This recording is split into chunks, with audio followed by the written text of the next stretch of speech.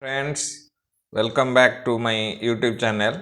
In this class, I am going to discuss three more problems of chapter 7 of PKNAG's Engineering Thermodynamics. And this chapter 7 is based upon the concept of entropy. I have already discussed 21 problems of this chapter.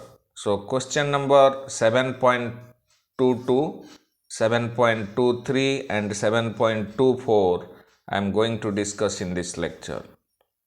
Before starting, I must say one thing to all of you. Please do subscribe to this channel. Of course, like it and share it to your friends. Let's get started.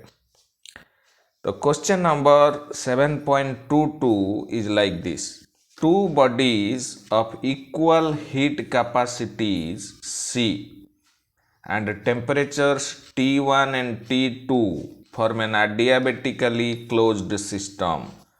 What will the final temperature be if one lets the system come to equilibrium freely and in the second part reversibly? And third part of the question is, what is the maximum work which can be obtained from the system? You see, suppose these two bodies with equal heat capacity. Suppose this is body 1. Its heat capacity is capital C. Heat capacity is nothing but the product of mass and specific heat. And again the body 2 is also having a heat capacity of capital C, and this temperature of this body is suppose T1, and the second body, the temperature of which is suppose T2, and let T1 be greater than T2.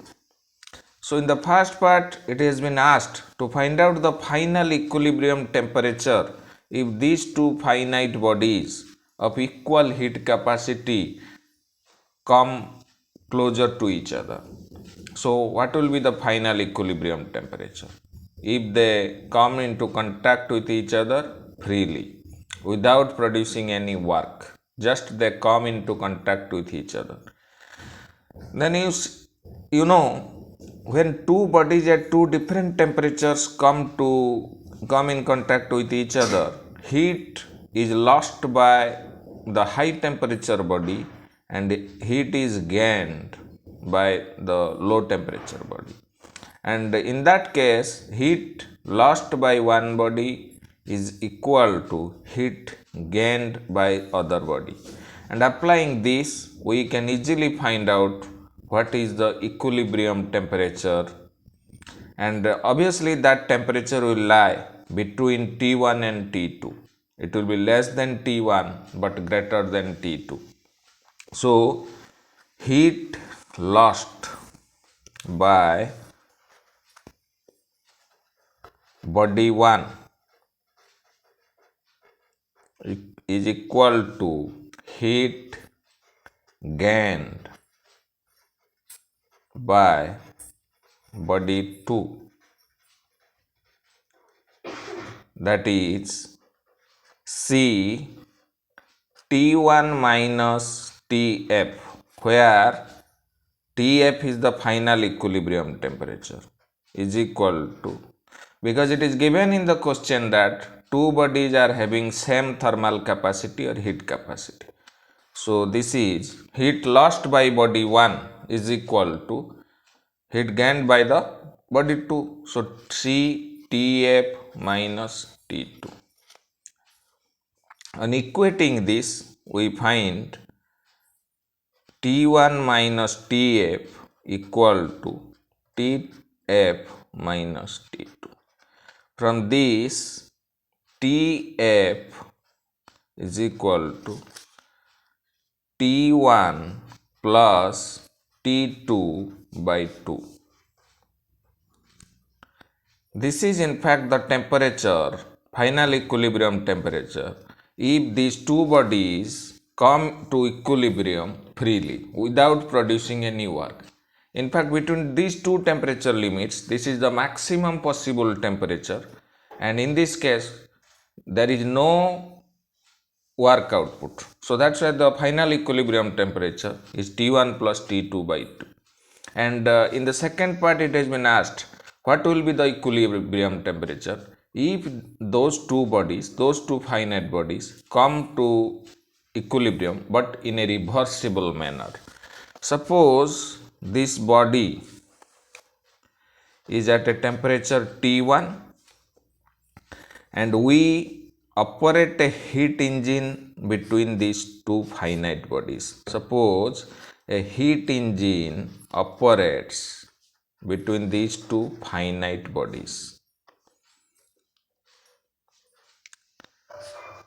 Suppose Q is the amount of heat that is transferred from this hot body to heat engine, and out of this heat input Q, suppose this heat engine produces net work output W. So according to Kelvin Planck statement, some heat will be rejected to low temperature body, and if you apply first law of thermodynamics, the amount of heat rejected to the low temperature body will be obviously Q minus W. So this is Q and this is W, and heat rejected to the low temperature body is Q minus W. This engine will continue to produce work up to the point when the temperature of this high temperature body will go down and reaches an equilibrium temperature Tf, and T2, the temperature of this temperature will go up and reach at Tf. If it had been two thermal energy reservoirs, then they would have continuously produced work. But since these are bodies of finite heat capacity, so these will work for a limited period of time, for a finite period of time, and to the extent when the temperature of this finite body goes down to Tf and temperature of this low temperature body goes up to final temperature Tf. At that point, they will stop producing work. Engine will stop producing work. So what is this final equilibrium temperature? Tf. And according to principle of increase of entropy, if all these processes occur in a reversible manner, then delta S universe will be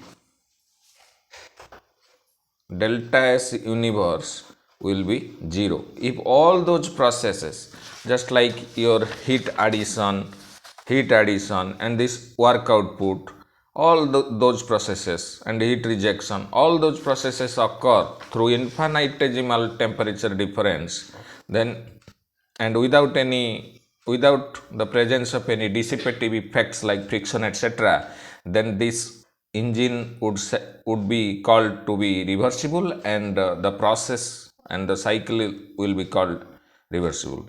In that case, delta S universe will be equal to 0, and in case of irreversible process, delta S universe will be greater than 0. That we know from principle of increase of entropy. And if you calculate delta S universe, here universe consists of three parts. One is high temperature body, the second is low temperature body, and third one is heat engine. So that means delta S of body 1 plus delta S of heat engine plus delta S of body 2 equal to 0, because they come into contact with each other in a reversible manner. So for a reversible process, this is equal to 0 according to principle of increase of entropy, and this always is 0 because this is a cyclic device, and cyclic integral of any property is 0, and entropy is a property of system. So delta S of heat engine is 0. Now the delta S of body 1 plus delta S of body 2 is equal to 0. What is in fact the delta S of body 1? That is the hotter body. is equal to product of mass and specific heat, that is heat capacity, dT upon T, and the temperature limits are from T1 initial temperature, final temperature is Tf. This is equal to CLN T dt upon, if you integrate dt upon T, this will come out as ln T, limit being from T1 to Tf. So this equals C ln Tf divided by T1. For body 2, delta S of body 2 is equal to C dt upon T. C dt upon T, limit is from T2 to final equilibrium temperature. This is equal to C ln T, initial temperature of cold body or second body is T2 and final equilibrium temperature for both the bodies is same, and that is Tf. So this is equal to C ln Tf divided by T2. And from this equation, delta S of body 1 plus delta S of body 2 is equal to 0.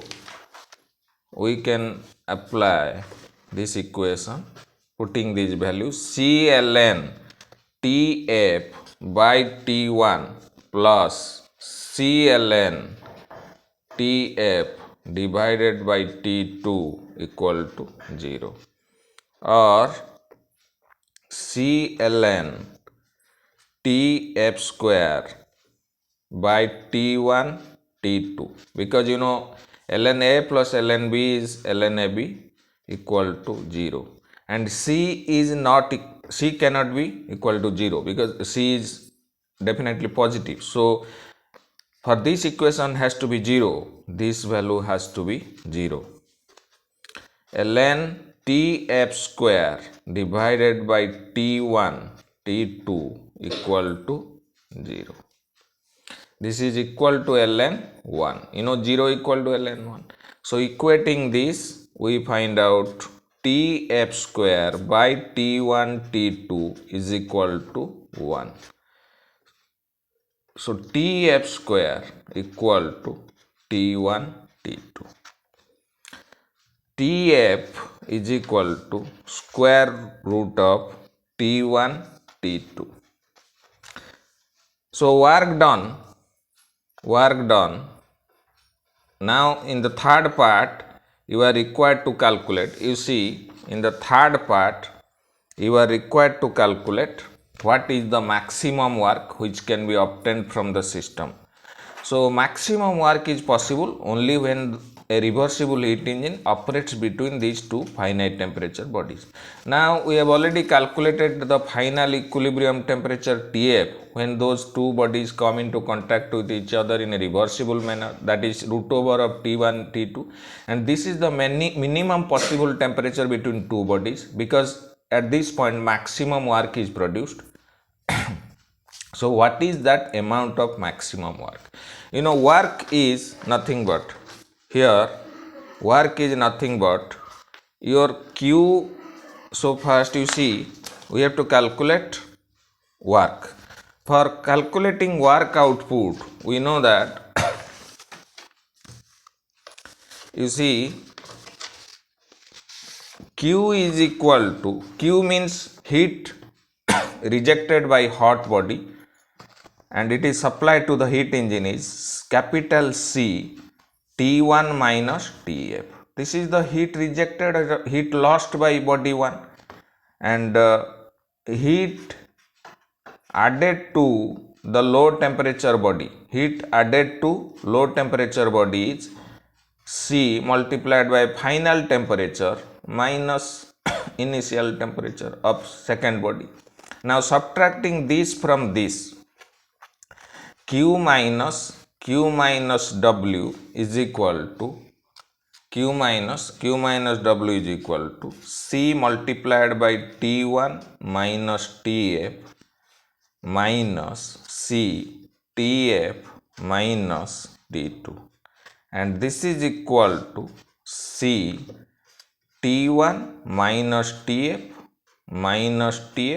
plus T2, and this is equal to C T1 plus T2 minus 2Tf. You see, Q minus W is nothing but the W is equal to C T1 plus T2 minus 2Tf. You see, from this equation also, it is evident that work output depends upon Tf only, because T1 and T2 are already fixed. So work output will be maximum when this Tf will be minimum. So, and if Tf is maximum, then work output will be minimum, and that is the case when no work is produced, when just two bodies come into contact with each other, and the final temperature we have already determined, that is the first part of this question, that is T1 plus T2 by 2. And in this case, Tf already we have determined, that is root over of T1 T2. So that is equal to C T1 plus T2 minus 2 square root of T1 T2, and this is equal to C root over of T1 minus root over of T2 square. So this is the maximum work possible, because from this equation it is clear that work output is maximum when Tf is minimum, and this is the case with reversible mixing of these two bodies. Reversible, if these two bodies come into contact with each other in a reversible manner. So this is the maximum work possible. So next question is 7.23. A resistor of 30 ohms is maintained at a constant temperature of 27 degrees Celsius, while a current of 10 amperes is allowed to flow for 1 second. Determine the entropy change of the resistor and the universe. This is the first part, and the second part is, if the resistor initially at 27 degrees Celsius is now insulated and the same current is passed for the same time, determine the entropy change of the resistor and the universe. The specificity of the resistor is 0.9, and the mass of the resistor is 10 gram. So you see, the first part of the question is a resistor of 30 ohms. So this resistance of this resistor is 30 ohms, and temperature remains constant at 27 degrees Celsius, while a current of 10 amperes is allowed to flow for 1 second. You see, and you have to find out the entropy change of the resistor and the universe. Suppose this is your resistor, and current pass through this resistor 10 ampere current for 1 second. Obviously, when electrical work is given into a system, some that will be converted into heat, so that will go on to increase in the temperature of the resistor, but this temperature does not rise, because it is given in the question that resistor is maintained at a constant temperature. That means it is at a steady state. In steady state, properties remain constant with respect to time. So this temperature does not rise. So how is it possible? Whenever some electrical work is given into it, so temperature should have risen, but what is the fact here? In fact, यहाँ क्या हो रहा है, ये जो W जा रहा है वहाँ से same amount of heat is dissipated to surrounding. Same amount of heat, whatever electrical work is input or given into this resistor, same amount of Q is rejected by this system to surroundings, so that there will be no rise in temperature, and temperature of the resistor remains constant at 27 degrees Celsius. So now you see delta S what is the amount of work input, electrical work, and that is also equal to this Q is equal to electrical work. So first we must find out what is the electrical work given to resistor. This is nothing but I square R into T. I is a current, R is resistance, and T is the time for which this current flows through resistor. So this is equal to 10 square multiplied by resistance is given to be 30 and time is given to be 1 second. So this is equal to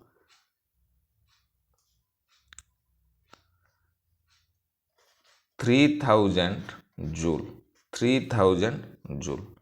But you see, here we are required to find out the entropy change of the resistor and entropy change of surrounding, so that we will be in a position to find out the delta S of universe. Here universe consists of, this is suppose boundary, this is the system, resistor here is a system, and this is boundary, and this is a closed system of course, and heat is dissipated so that the resistor is maintained at a constant temperature, otherwise it is not possible. So heat is rejected by this resistor to the surrounding.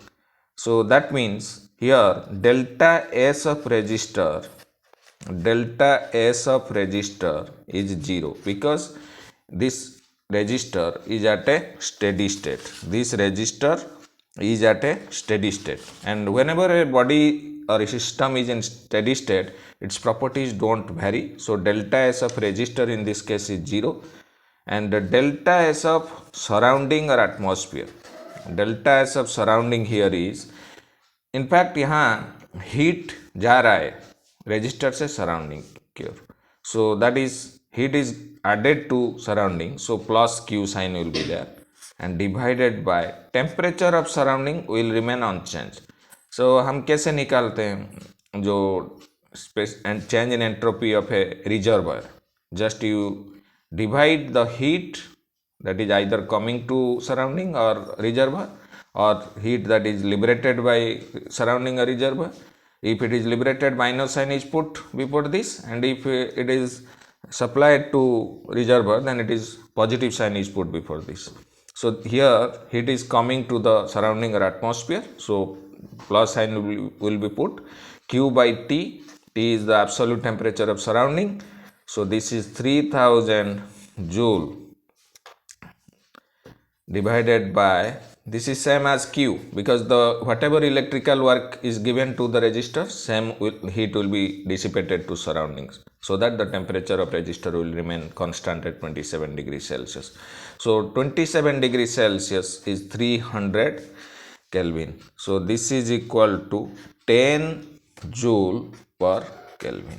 So here for this process delta S universe will be delta S of resistor plus delta S of surrounding is equal to 0 plus 10, that is equal to 10 joule per Kelvin. So this is the determine the entropy change of the resistor and the universe. Resistor का entropy change 0 है and universe का entropy change 10 joule per Kelvin है. Of course it is an irreversible process because delta S universe has come out to be positive. And in the second part, if the resistor initially at 27 degrees Celsius is now insulated and the same current is passed for the same time. So अगर हम resistor को insulated कर देंगे तो there will be no heat dissipation from the resistor. Obviously its temperature will go up because there is a heating effect of electrical current. So due to that, when electrical work is given into a system, its temperature will go up. So since here there is no heat dissipation to the surroundings, so because the resistor is insulated in this case, so temperature will definitely increase, and here it is given that the temperature insulator and the same current is passed for the same time. So we have to first find out what is the final temperature, so that we will be in a position to find out the change in entropy of resistor. So now you see what is the final temperature we will find. So increase in ये insulated करने के बाद what is the increase in temperature of resistor, क्योंकि यहाँ कोई heat जा नहीं रहा है सराउंडिंग की ओर. So increase in temperature of resistor is equal to, so work electrical work given to the resistor, that is 10 square I square RT, 30 multiplied by 1 divided by heat whenever is coming to a system means Q is equal to mc delta T. mc delta T. Delta T is the rise in temperature. Here mass of the resistor is given to be, mass of the resistor is given to be 10 gram. So if you convert that into kg, that will be 0.01 kg, and specific heat is given to be 900. Specific heat is given to be 0.9 kilojoule per kg Kelvin. So we'll convert that into joule, that is 900, and so delta T is 333.33 degrees Celsius. So final, this is increase in temperature, that is delta T is this much. So final temperature कितना होगा? So final temperature of resistor, initial temperature was 27 degrees Celsius, is equal to 300 Kelvin. So 27 degrees Celsius मतलब 300 Kelvin plus, so delta T will be same as for calculating change in temperature. If you calculate in terms of degree Celsius or Kelvin, there will be no problem. So 300 plus 333.33, this much of Kelvin, because the initial temperature we have taken in terms of Kelvin, that is 27 degrees Celsius, which is equal to 300 Kelvin, that is 633.33 Kelvin. So now delta S of resistor is mc dt upon T, and initial temperature is 300 and final temperature is 633.33.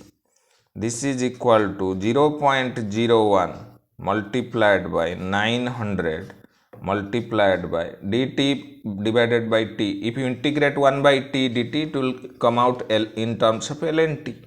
So ln 633.33 divided by 300, it will come out as 6.725 joule per Kelvin.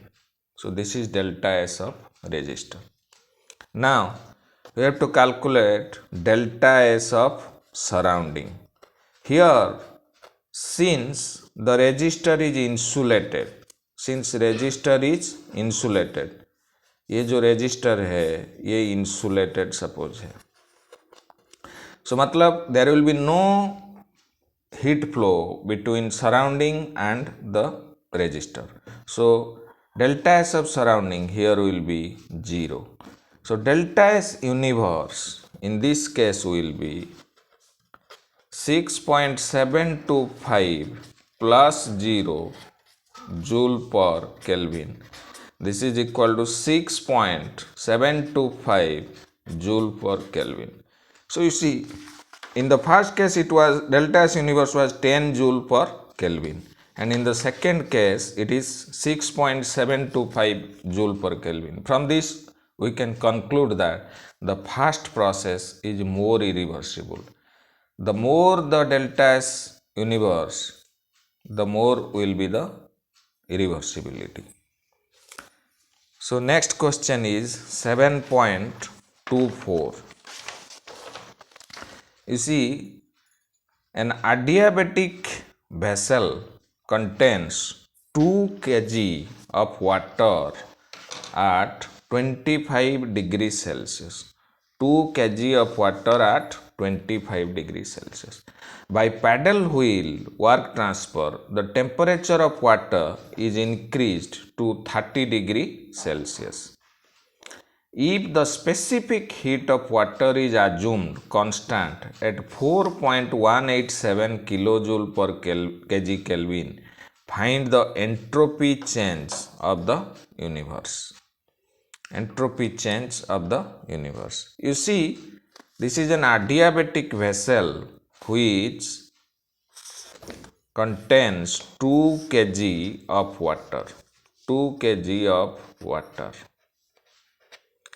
And here this is an adiabatic, means insulation is there, and some paddle wheel work is given into this system, and initial temperature of this vessel is 25 degrees Celsius or 298 Kelvin. 298 Kelvin. So, and when the paddle wheel work is transferred into the system, there is an increase in temperature from 25 degrees Celsius to 30 degree Celsius. So 298 Kelvin to 303 Kelvin. 303 Kelvin. Temperature increases to from 298 Kelvin to 303 Kelvin. So now here the paddle wheel work is given to this system. So you see, delta S system here is mc dt upon T, because there is a rise in temperature from 25 degrees Celsius to 30 degrees Celsius. So this is equal to mc ln Tf divided by Ti, and this is equal to mass of this vessel, mass of the content of this vessel, that is the water, mass of water is 2 kg. So 2 multiplied by 4.187 ln Tf is 303 divided by 298, and so this comes out as 0.13934 kilojoule per Kelvin.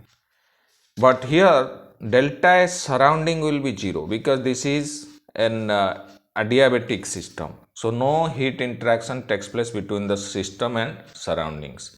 So delta S of surrounding here will be 0.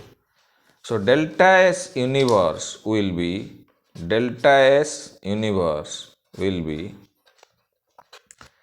delta S of system plus delta S of surrounding, that is 0.13934 plus 0, that is equal to 0.13934 kilojoule per Kelvin.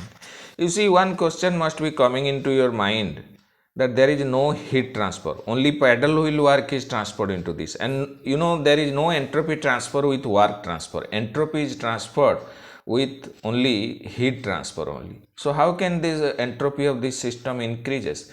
In fact, here entropy of the system increases because there is some generation in entropy, and this is an irreversible process. So due to some dissipative effects associated with this paddle wheel work transfer, some entropy is generated in the system during the process. You know, entropy can either be transferred between the system and surroundings, or it can be generated within the system. You know, energy cannot be generated in a system, but entropy can be generated in a system, so that the entropy of the system increases during the process despite not having any kind of entropy transfer. Here there is no kind of entropy transfer because there is no heat transfer either to the system or from the system. and there is neither any mass transfer also. So entropy can come, or entropy transfer can take place either with heat or any kind of mass, but both are absent here. So how can the entropy of the system increases? Only because there is some entropy generation in the system during this process. So thanks for watching.